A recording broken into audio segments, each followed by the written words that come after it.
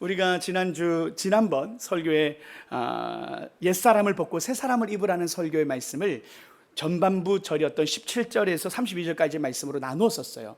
그래서 우리가 옛사람, 옛구습, 유혹의 욕심을 따라 썩어져가는 옛구습, 옛사람의 옷을 벗어버리고 의와 거룩을 닮은, 우리가 하나님의 형상을 닮은 새 옷을 입어야 한다고 말씀을 드렸었습니다. 그것은 하나님과의 관계에 대한 새 옷이었습니다.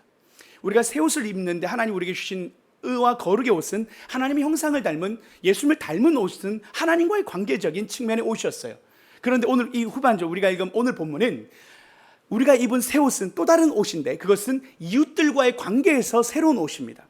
그래서 그 이웃들과의 관계에서 새로운 옷은 뭐냐면 사랑으로 빚어지는 삶에 대한 이야기입니다.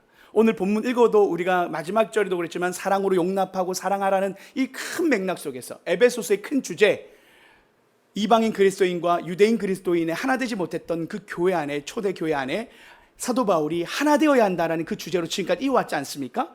그러면서 이 하나 되는 데 있어서 그것이 바로 새 옷이다, 우리가 한 공동체, 한 세 사람으로 한 공동체가 되었다라는 말씀을 통하여 오늘 이 본문, 우리가 어떻게 그러면 이웃과 우리 교인들, 우리가 함께 하나 될 수 있는가를 구체적으로 우리가 어떤 옷을 입어야 되는지를 설명하고 있어요. 우리가 하나씩이지만 함께 설명해 보면서 우리가 공동체 생활을 앞으로 우리가 하게 될 텐데, 제가 이 설교 말미에 우리 그 수련회 영상이 있어요.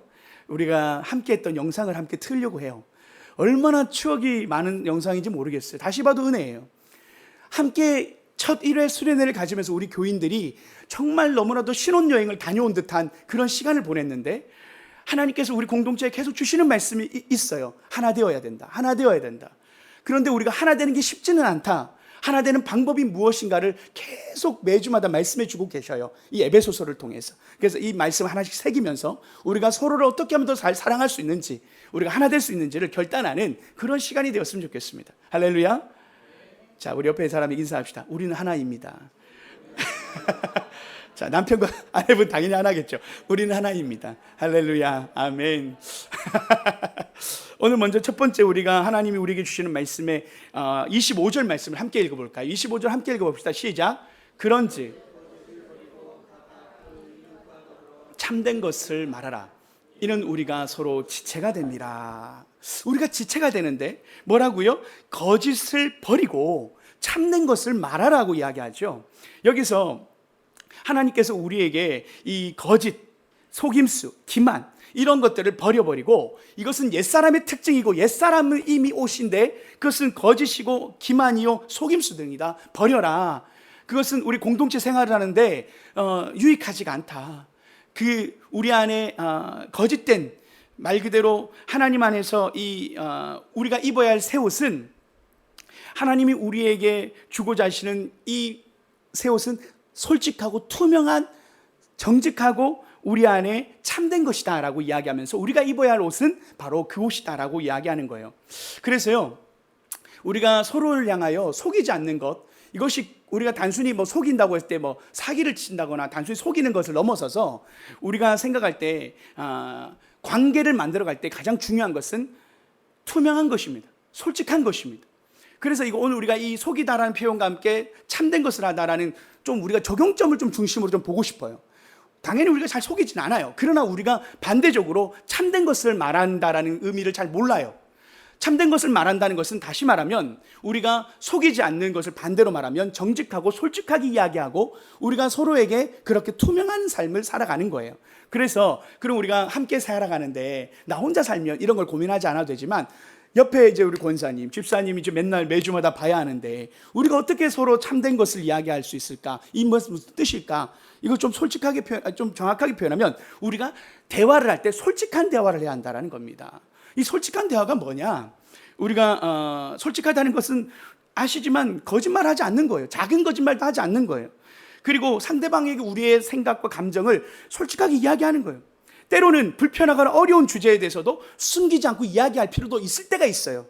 왜? 관계는 함께 산다라는 것은 불편한 상황도 있잖아요. 어려운 상황도 있을 거 아니에요. 그때도 솔직하게 우리 감정을 이야기하고 대화할 수 있는 것도 우리가 서로 관계 속에 참된 것을 이야기하는 이 선한 것에 대한 부분인데요.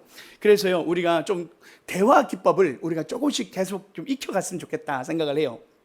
지난번에도 말씀드렸지만 우리가 부부관계에 있어서도 I 메시지라는 것을 제가 이야기한 적이 있어요. I 메시지. 너 대신 나로 시작하는 문장을 사용하면서 대화해 보라는 겁니다. 그래서 우리가 서로에게 솔직해질 때 좀 솔직한 이야기를 해야 될 때도 있을 때예요. 그럴 때 이렇게 말하는 거예요. 좀 우리가 서로 상처받을 때도 있잖아요. 그럴 때 네가 그렇게 말할 때 내가 상처받았어, 이런 표현을 하지 말라는 거예요. 그건 솔직한 게 아니라는, 다시 말하면 표현도 우리가 참된 것을 이야기한다라는 것 속에서 솔직하게 이야기할 필요가 있는데 지혜롭게 얘기할 필요가 있어요. 하고 싶은 얘기 다 하면 공동체 무너져요. 그럴 때 우리가 어떻게 참되고 선한 말을 할 수 있을까? 그 중에 우리가 I 메시지로 이렇게 말하는 거예요. 그 말을 들었을 때 나는 상처받았어. 나는 상처받았어. 나의 입장에서 말하는, 나는 상처받았어. 그래서 네가 그렇게 말할 때 상처받았어가 아니라 그 말을 들었을 때 나는 상처받았어. 그래서 내가 표현하고 싶은 말을 I 메시지로, 내가 나를 생각해서 주어로 말할 때 상대방이 받는 감정적 그 충격이 덜하다라는 거예요. 우리가 솔직한 거 참 좋은데 표현할 때 너무 직설적으로 말하면 말 그대로 상처가 될 때가 있어요. 그래서 방금 말한 것처럼 서로가 상처 줄 수 있고 아픔이 있을 수 있지만 그렇게 솔직하게 말할 때도 I 메시지, 내가 상처받았어 라는 감정적인 나의 입장에서 이야기하는 게 필요합니다. 그러면서도요, 또 기분 나쁠 때는 또 어떻게 표현하냐면 단순히 기분 나빠 이런 게 아니에요. 네가 그 했던 말이 계속 마음에 남아서 기분이 안 좋아, 네가 했던 말이 마음에 계속 있어, 기분이 좋지 않아, 이렇게 말하지 말고 네, 반대로 잘못 말했네요. 지금 게 맞았어요. 너가 했던 그 말이 계속 내 마음에 남아서 내 기분이 좋지 않아, 이 정답을 얘기했어요. 그래서 우리가 단순히 기분 나빠라는 말을 이렇게 하기보다는 내가 네 말에 했던 말이 마음에 남아서 내 마음이 좋지가 않아, 구체적으로 상처받았을 때 이렇게 표현하면서 우리의 솔직한 마음을 이야기해 보라는 것입니다. 그러면서 우리가 서로가 솔직해지고 투명해진다는 것은 서로가 한 약속을 잘 지켜야 되겠죠. 우리 공동체가 서로가 약속을 하고 함께 갈 때 잘 지켜야 되는 거예요. 서로가 어느 날 만나자고 할 때 잘 만나야 되는 거예요. 제가 자녀들하고 약속하면요, 절대로 약속을 지키려고 노력을 합니다. 이 아이들과 지키는 약속은 이거는 뭐 너무나도 중요하잖아요. 그처럼 성도와 성도 사이의 약속도 매우 중요합니다. 그런데 여기서 한 가지 제가 이제 운정한 소망의 담임 목사로서 한 가지 부탁하는 것은 절대 우리 성도들끼리 돈 거래는 해서는 안 됩니다. 무슨 말인지 아시겠죠? 우리가 돈 빌려줘, 빌리지도 말고 받지도 말고, 성도 안에 돈 거래는 정말 좋지 않습니다. 보증을 서는 일도 성도 안에서는 그것이 때로는 우리에게 어려움을 줄 수가 있어요. 솔직하고 투명하다고 해서 우리가 교회 안에서 우리가 선들이 있어요. 그래서 우리가 이야기할 때 정말 사랑하는 마음이 있으면 내가 줄 수 있는 만큼을 주는 정도로 하시고, 교인들까지 돈 거래를 하거나 그런 일들을 하지 않도록 우리가 교인들 안에서는 우리가 그런 선을 지킬 필요가 있어요. 그러면서도 우리가 또 교인들끼리도 또 한 가지 선을 잘 지키면 좋겠다 싶은 것은, 우리가 서로 사업을 할 때가 있잖아요. 우리 서로 사업할 때 상대방이 필요해서 구하는 건 괜찮지만 내가 나의 사업을 물건을 계속 팔려고 하거나 어떤 것을 계속적으로 모임을 할 때마다 막 도와달라고 하는 것도 자제해야 됩니다. 그것이 우리가 솔직하고 정직한 것에 대한 잘못된 해석이에요. 그래서 우리가 그리스도 안에서 선한 말과 우리가 하나 되어진다는 것은 바로 이러한 서로가 예의를 지키고 성도 간에 우리가 깨어지지 않도록 서로가 장치를 만들 필요가 있어요. 안전장치예요. 그래서 여러분, 우리가 친구끼리도 덩거리하지 않잖아요. 돈을 줄지언정 빌려주지 않는 게 친구 관계가 깨지기 때문이잖아요. 교인이 깨지면 한 명 떠나야 돼요. 교회가 상처를 받으면요, 교회가 두 개로 나뉘어질 수 있어요. 그것이요, 우리가 하나 되어질 때 가장 이런 부분을 경계해야 될 부분이기도 합니다. 그러면서요, 또 우리가 솔직하고 하나 되어지는 부분 속에 한 가지는 상대방의 말을 경청하고 공감하는 자세를 가져야 됩니다. 그것이 우리가 하나 되어지는 부분이라는 거예요. 자, 그러면서요, 사도 바울은 이제 서로의 관계 속에서 또 한 가지를 이야기를 합니다. 4장 26절입니다. 26절 한번 볼까요? 이 말씀도 함께 읽어보겠습니다. 시작. 품지 말고. 이 분을 내다는 건 당연하게 우리가 화나다, 노엽게 하다는 건데, 이 분은 혼자 내는 분을 얘기하는 게 아니겠죠. 공동체 안에서 분을 내는 일들이 있어요. 화나게 하는 일들이 있어요. 우리 사랑해서 그렇게 사랑해서 결혼한 우리 남편도 나를 화나게 할 때가 있고, 내 몸에서 태어난 내 자식도 나를 화나게 할 수 있는데, 우리가 한평생 모르다가 교회에서 만난 우리의 관계가 우리를 화나게 할 일들이 얼마나 많겠어요. 때론 오해가 될 수도 있고, 때로는 그것이 내가 옳은 일일 수 있지만, 상대방이 정말 잘못한 일일 수 있지만, 하나님은 우리에게 뭐 한다고요? 분을 내지 마라. 공동체 생활 속에서 우리가 하지 말아야 할 것은 분을 내지 말아야 한다는 거예요. 왜요? 구체적으로 사도 바울은 해가 지도록 분을 품지 말라고 조금 더 디테일하게 얘기해요. 그것은 뭐냐면, 유대인들은요, 해가 지는 시간을 기준으로 하루를 계산했어요. 해가 지면 하루가 지나간 거예요. 그래서 이 해가 지도록 품다는 것은 여러 날 동안 분을 품지 말라는, 교인들끼리 싸우면 감정을 우리가 욱했을 때 며칠을 품지 말라는 거예요. 사도 바울은 교인들끼리 우리가 함께 분을 낼 때 하루를 넘기지 말라고 얘기해요. 그리고 분을 품지 말라고 얘기해요. 왜요? 이게 분노의 위험성이 있어요. 의로운 거룩한 분노도 때로는 우리 안에 우리의 감정을 위험하게 하는데, 그것은 뭐냐면 27절이에요. 27절이 우리의 위험성이에요. 마귀에게 틈을 주지 말라. 이게 분노가 틈을 줄 때가 있다는 거예요. 사단은 우리의 분노를 이용해서 이게 공동체를 깨트릴 수가 있다는 거예요. 그것이 다시 말하지만 의로운 분노라도 분을 내지 않는 게 사단의 틈을 주지 않는 것이다. 여러분, 우리가 교회에서 싸우면요, 그렇게 마음이 아파요. 교회에서 소리 지르는 게요, 세상처럼 교회에 와서 소리 지르고 싸우는 게요, 정말 우리가 지향해야 될 거예요. 하나님 앞에서 우리 교회는 하나님의 말씀으로 통치받는 교회예요. 오늘 뭐라고요? 분을 내지 마라. 분을 품지 말고, 하루 해가 지도록 품지 말고, 더 나아가서 마귀에게 틈을 주지 말라면서 분은 우리에게 잘못된 방향으로 끌고 갈 수 있다는 것에 대해서 이야기하고 있어요. 그렇다면 우리가 성도 안에서 분이 났을 때가 있을 거 아닙니까? 그래도 우리가 분 안 내면 그게 우리가 사람이 아니잖아요. 때로 화가 날 때가 있습니다. 어떻게 해야 되냐? 조금 힌트가 몇 가지 있어요. 심호흡을 하십시오 라고 이야기합니다. 이것은 약간의 많은 사람들이 이야기하는 방법이에요. 화가 났을 때, 또 부부관계 가운데도 한번 힌트를 사용하시면 좋겠어요. 우리 남편과 아내가 화가 날 때가 있잖아요. 분이 날 때가 있잖아요. 그때 가정관계도 깨트리는 게 분이란 말이죠. 그럴 때 어떻게 하면 좋겠다? 심호흡을 해라. 그래서 분노를 느낄 때 즉각적인 반응을 하지 말고 심호흡을 한 5초. 자, 따라해 보겠습니다. 자, 하나, 둘, 셋.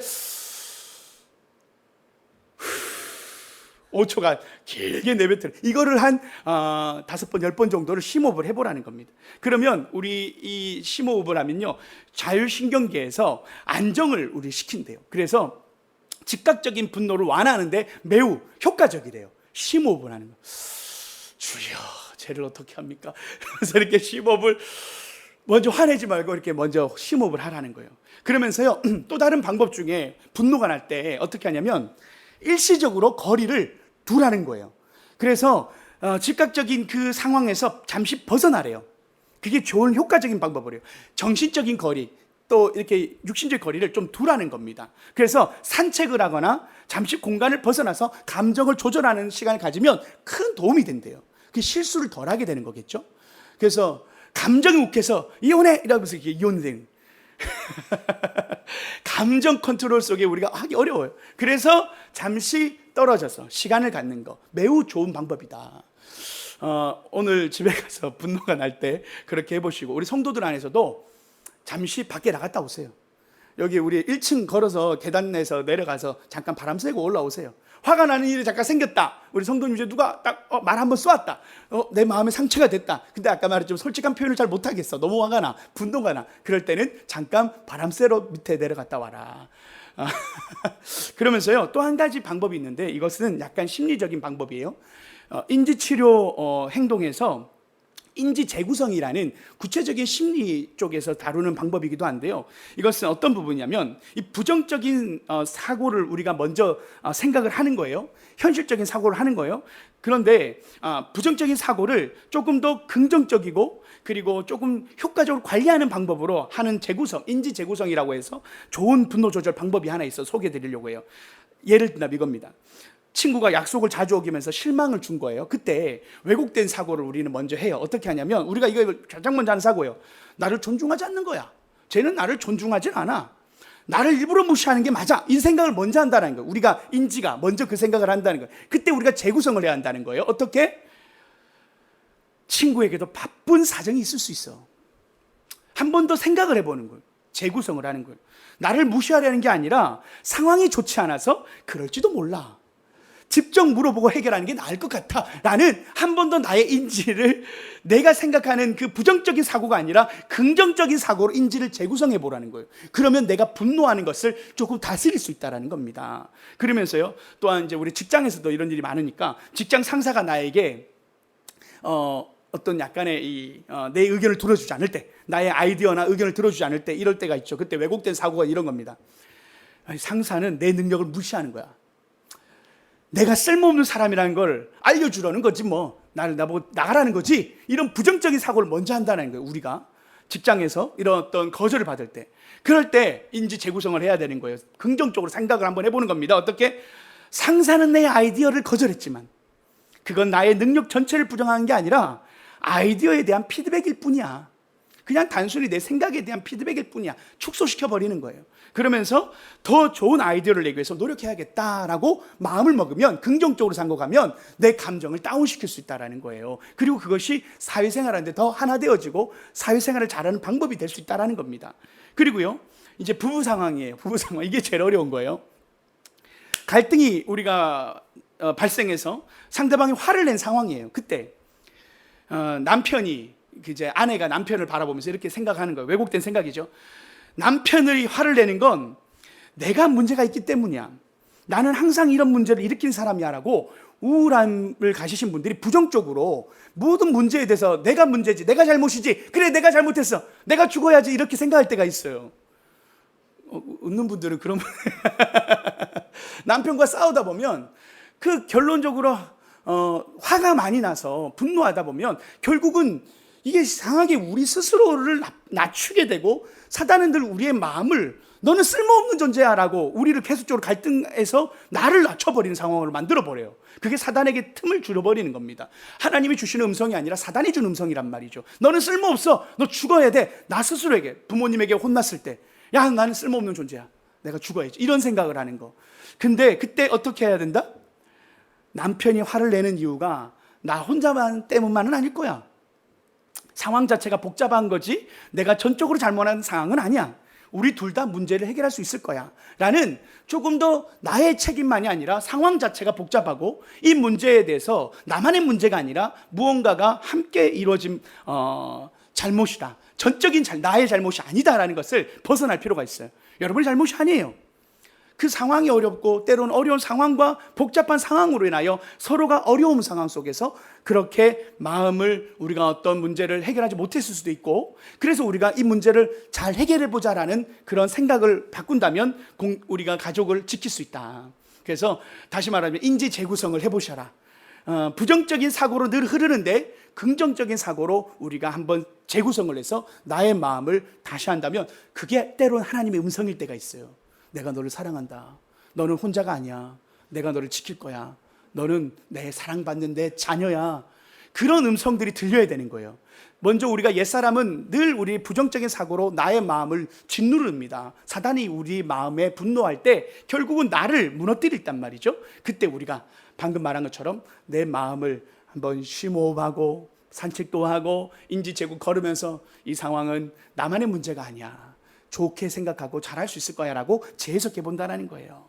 자, 이러면서 오늘 이 분노에 대한 이야기를 넘어가면서 28절입니다. 빠르게 조금씩 넘어갈게요. 다 할 수는 없으니 우리가 오늘 중요한 우리 공동체 생활에 대한 부분을 조금 이야기할게요. 28절 함께 읽어볼까요? 시작. 도둑질하는 자는 할 수 있도록 자기 손으로 수고하여 선한 일을 하라. 이 에베소 교인들이요, 이 본문 말씀을 보면 자칫 보면 예전의 습관들이 있었던 것 같아요. 도둑질을 했던 것 같아요. 그러니까 말 그대로 교회에서 성도 안에 도둑질이 있었던 것 같아요. 그러니 사도 바울이 도둑질하는 자는 다시 도둑질하지 말라고 이야기할 때 공동체 안에 어떤 그런 부분이 있겠죠. 도둑질하지 말라는 건 십계명의 8번째 계명으로 도둑질하지 말라는 거죠. 그런데 이게 단순히 절도만의 문제가 아니고요, 정당하지 못한 방법으로 이득을 취하는 모든 행위를 포함할 수 있다는 겁니다. 그래서 내가 도둑질한다는 것이 내가 노력하지 않고 얻는 불로소득도 될 수 있겠죠. 어쨌든 하나님 말씀은 이 도둑질한 부정적인 삶이 아니라 오히려 우리가 일을 해서 수고해서, 이 수고는 노력입니다. 수고해서 일을 해서 우리가 가난한 자를 구제하는 선한 일을 할 수 있도록 우리가 그렇게 재정에 대한 부분을 어떻게 우리가 재정을 관리해야 되는가에 대한 부분을 이야기하는 거예요. 그래서 우리가 어떻게 보면 이 공동체 생활을 할 때 설마 우리가 이 교회에서 핸드폰이 없어지거나 뭐 지갑이 없어지거나 그러면 이런 일이 이게 일어날 수 없는 일인데, 그래서 한소망교회에서요 한번 있었던 일이 하나 있어요. 뭐냐면 성가 연습을 하고 옷을 다 캐비넷에 다 넣어놨는데 도둑이 들어버린 거예요. 그래서 이게 누구야? 찾아보니까 성도들끼리 막 의심을 하잖아요. 막 누가 훔쳐갔는가, 막 누가 제일 마지막에 나왔어, 뭐 이렇게 약간 그런 분위기가 될 거 아니에요. 지갑이 사라졌으니까. CCTV를 돌려보니까 외부인이 들어온 거예요. 외부인이 들어와서 그때 성가대가 연습하는 걸 알고 그 시간에 그 지갑을 이렇게 했던 거예요. 그래서 근데 찾지는 못했겠죠. 이게 경찰에 신고는 했지만 CCTV가 있어서 다행히도 우리 성도들의 행동은 아니었다. 그래서 얼마나 은혜인지 모르겠어요. 제가 어느 날은 여러분 우리가 이게 왜 중요하냐면 가룟 유다가 넘어졌던 것이 재정 때문이었단 말이에요. 돈 때문이었단 말이에요. 가룟 유다가 예수님을 은 30에 팔아버렸잖아요. 이 재정이라는 것은 매우 그래서 예민하고, 돈이라는 것은 눈앞에 보이면 욕심이 일어날 수밖에 없는 거예요.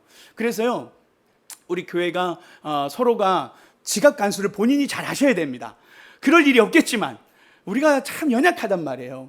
그리고 자기 물건은 자기가 잘 챙겨야 됩니다. 그러나 다시 말하면 도둑질하는 것은 하나님이 원하시고 기뻐하시는 공동체의 삶이 아니다. 그리고 하나님 안에서 우리가 수고하고 자기가 일을 하는 만큼 버는 것이 성경적이다. 그래서 남에게 우리가 기대기보다는 섬길 수 있도록 우리가 열심히 일을 해서 섬기는 삶으로 수고하는 일을 해야 된다라고 성경은 지지하죠. 네, 오늘 이 부분은 우리가 또 다음에 기회가 되면 재정에 대한 이야기 할 수 있을 때 한 번 더 하되, 오늘은 29절 말씀을 좀 우리가 좀 집중해서 조금 더 보겠습니다. 29절입니다. 함께 읽습니다. 시작. 무릇 오직 덕을 세우는 소용되는 선한 말을 하여 듣는 자들에게 은혜를 끼치게 하라. 이 더러운 말을 하지 말라는 이 더러운 말을요 원어적으로 보면 사프로스라고 해서 썩게 한다는 표현이 있어요. 그래서 이 더러운 말은 결국은 쓸데없고 남의 마음을 상하게 하거나 해를 끼치는, 말 그대로 썩게 하는 말이에요. 그래서 그것은 이 더러운 말은 벗어버리라고 하는 거예요. 너희 입에서 더러운 말을 벗어야 된다라고 얘기하는 거예요. 그러면서 하나님 우리에게 어떤 입을 가지라? 덕을 세우는 말을 하라고 하는 거예요. 이 덕을 세우다라는 것은 오이코도메라고 하는 것은 이 지어진 집, 건축에 대한 용어로서 말 그대로 사람을 세운다라는 뜻이 있어요. 그래서 우리가 덕을 세우는 말을 할 때는 그 상대방을 일으키고 세우는 말, 격려하고 칭찬하는 말을 많이 해야 한다는 거예요. 공동체 생활을 할 때 우리가 사람을 썩게 하고 상하게 하는 말을 하기보다 뼈를 상하게 하는 말 있잖아요. 상처 주는 한마디, 못생겼어, 이런 그런 말이 아니라 정말 사람을 세우는 말을 해야 한다는 거예요. 그래서 이것을 좀 약간 구체적으로 이야기하면 칭찬할 때 구체적으로 칭찬하는 게 중요하고 진심으로 격려하는 게 사람을 세운다라는 거. 예를 든다면 이겁니다. 감사에 대한 말을 할 때 고마워 이게 아니고 좀 구체적으로 하는 거예요. 네가 도와줘서 정말 고마워. 네 도움 덕분에 일이 잘 풀렸어. 구체적으로 표현해 주라는 거예요. 그러면 상대방의 마음에 이 덕을 세우게 되는 거예요. 상대방의 기분과 또 감사의 행복함이 생기는 거죠. 그래서 우리가 감사를 표현할 때 조금 더 이런 거예요. 항상 나를 배려해줘서 고마워. 네 마음이 나에게 큰 힘이 돼. 이게 사람을 세우는 말이에요. 상대방을 격려하는 말이 되고 고마운 마음을 표현하는 거예요. 그래서 우리가 운정한 소망 성도들은 서로 격려하는 말을 많이 해야 됩니다. 너가 나와 함께 있어서 내가 너무 행복해. 자, 옆 사람한테 해볼까요? 네가 나와 함께 해서 내가 너무 행복해. 자, 시작. 자, 우리 부부는 나와 함께 살아줘서 고마워. 이 구체적으로 감사의 표현을 하는 게 중요하다는 겁니다. 그러면서요, 이제 방금 덕을 세우는 말 중에 사람을 세우는 말을 해야 되는데 우리가 이런 말이 우리 입술에 많았으면 좋겠어요. 상대방을 이렇게 말하는 거예요. 이 일이 어렵지만 난 네가 충분히 해낼 수 있다고 믿어. 어려운 일이지만 난 네가 이 일을 충분히 해낼 수 있다고 믿어. 그런 말들을 많이 해주는 거예요. 상대방을, 우리 남편한테도 당신은 할 수 있어. 당신은 할 수 있어. 이런 말들을 우리가 상대방 자녀들에게도 남편에게 많이 해주라는. 그리고요, 또 있어요. 너는 언제나 최선을 다하니까 이번에도 잘 이겨낼 수 있을 거야. 쟤는 안 될 것 같아. 이런 생각을 하는 게 아니라 그게 솔직한 말이어도 그걸 하지 말고 사람을 세우는 말을 하라는 거예요. 너는 언제나 최선을 다하잖아. 너는 이번에도 잘 할 수 있을 거야. 잘 이겨낼 수 있을 거야. 이번에 우리 현조가 지금 고3인데 드럼을 지금 치는 친구가 입시 때문에 지금 이 시험 치러 다닌단 말이에요. 그래서 우리가 지금 드러머가 정말 기도가 필요해요. 현조가 지금 서울 예대를 목표로 지금 드럼을 막 하고 있어요. 이제 시험이 아마 마지막 시험이 서울 예대인데 여러분 그걸 특별히 기도해 줘야 돼요. 우리 현조를 위해서. 왜요? 현조가 이 마지막 학교를 자기가 가고 싶은 학교예요. 그래서 이제 시험이 곧 이게 있거든요. 그래서 서울 예대에 합격할 수 있도록 기도 많이 해주시되 한 번씩 격려하거나 문자나 전화나 한번 기회가 되시면 아는 분들은 이렇게 말해주는 거예요. 나는 네가 늘 최선을 다했기 때문에 이번에 좋은 결과 있을 줄 믿어. 아멘. 현조야, 봤지? 너는 잘할 수 있을 거야.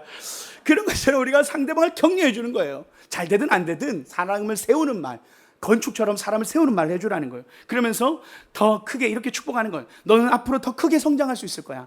지금도 너무 잘하고 있으니까 나는 너가 기대가 된다. 할렐루야. 이게 우리 사랑하는 자녀들에게 사람을 세우는, 우리 또 사랑하는 남편에게 당신은 내가 기대해. 당신은 늘 잘 이겨냈잖아. 나는 당신을 기대해. 그래서 제가 그 처음 개척의 아픔을 제가 겪었을 때 제가 늘 했던 말 중에 늘 제가 이 간증처럼 하는 말이에요. 처음 제가 10년 전에 첫 개척을 했을 때 그 어려운 상황 속에서 개척을 하나님께서 내려놓고 다시 이제 어떻게 해야 될까 하나님 앞에 기도할 때 너무 막막했을 때 정말 이렇게 그 교회의 어떤 어려움 속에서 문을 닫는다는 그런 상황이 사실 제게 큰 충격이었죠. 그런데 제 아내가 지금도 지금 교육부를 좀 섬기고 있잖아요. 제 아내가 없으니까 하는 얘기입니다. 제 아내가 제가 개척이라는 게 어마어마한 돈이 들어가기도 하고 열정과 에너지가 들어가는데 제 열정과 제 시간과 에너지와 재정을 다 투자해서 2년간 개척을 했는데 어려운 거예요. 그때 제가 우리 아내를 보는데 우리 아내가 원망할 법도 하잖아요.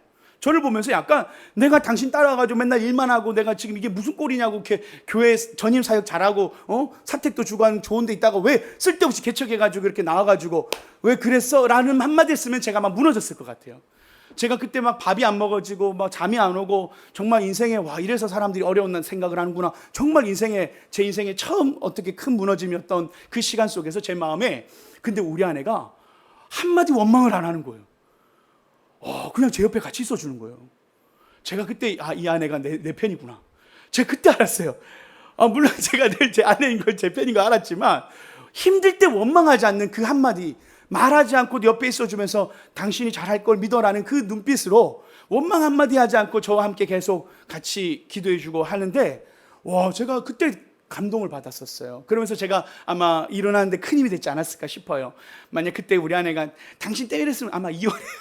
농담 아닌 진심으로 그런 일이 일어나지 않았겠어요? 사람 마음이 무너질 수 있단 말이에요. 힘들 때 사람을 세워주는 말, 상대방 당신 할 수 있어. 당신 믿어. 저희 아내가 늘 저를 믿어줬고 두 번째 이번에도 개척하자 할 때 저희 아내가 당신을 믿어. 그래서 두 번의 개척을 하나님 앞에 나올 때도 원망하지 않고 설레이는 마음으로 함께 동역함으로 나왔을 때 저희 아내가 제가 결혼했을 때 저희한테 그런 말 하더라고요. 당신이 꿈이 있어서 결혼했어 라고 표현하더라고요. 그런데 어쨌든 중요한 것은 이 하나님을 위해서 꿈꾸고 하는 것에 대한 그런 지지해주고 격려해주고 하는데 제 마음에 큰 힘이 되었던 게 사실입니다. 자, 우리 마지막으로 한 번 더 우리 옆 사람에게 이렇게 얘기합시다. 나는 당신을 믿어. 잘할 수 있을 거라 믿어. 당신을 기대해.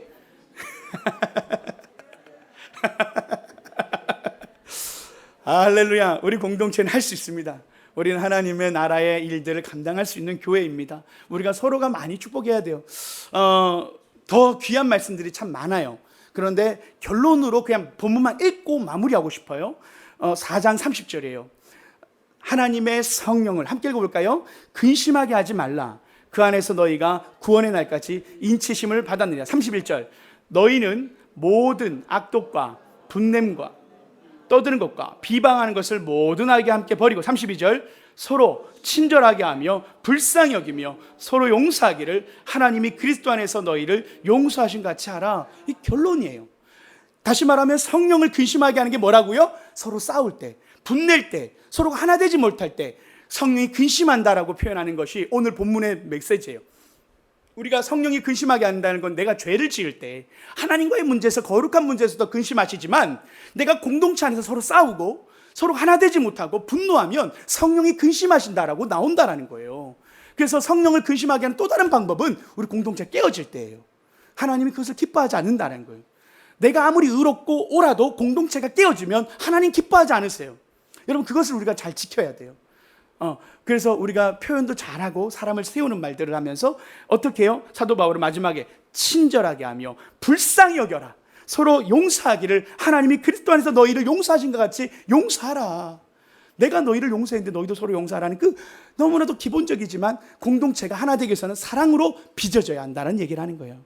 자, 우리 오늘 우리 리뷰 영상을 함께, 수련의 영상을 한번 보면서 우리가 더 사랑하는 공동체가 되길 꿈꾸는 마음으로 이 영상 보고 우리 초심을 잃지 않았으면 좋겠다라는 마음으로 한번 우리 영상을 보도록 하겠습니다.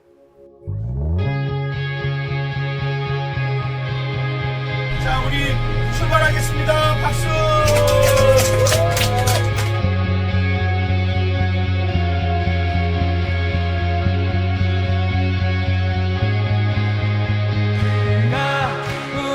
평화를 주신다.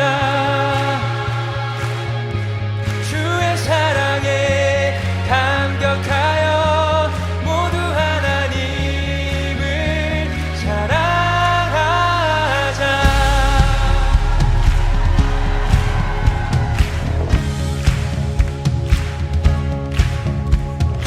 하늘을 건너 꿈속에서 보았던 아버지가 돌보시고 함께 계시는 아름다운 나라, 그곳에서 새싹처럼 돋아나 성전을 누리는 우리, 다가오는 그날을 노래하네. 그곳에서 새싹처럼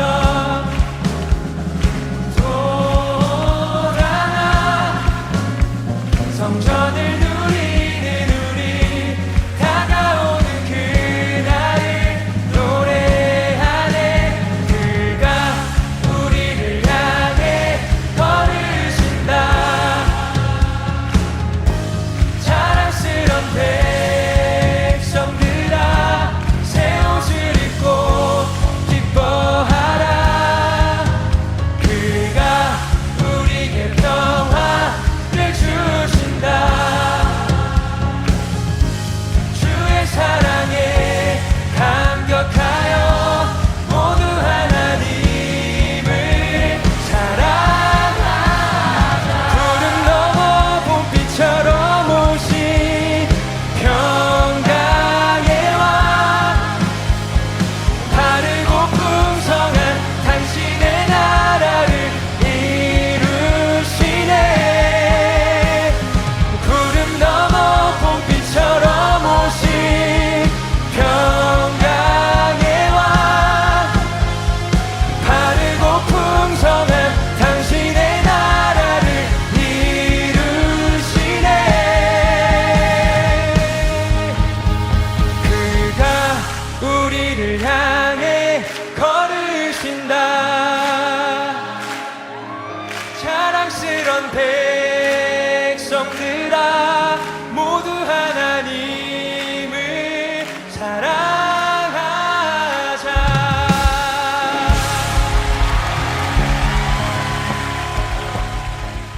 우리와 함께 하신 하나님을 찬양합니다. 우리 박수로 우리 하나님의 영광을 올려드립니다.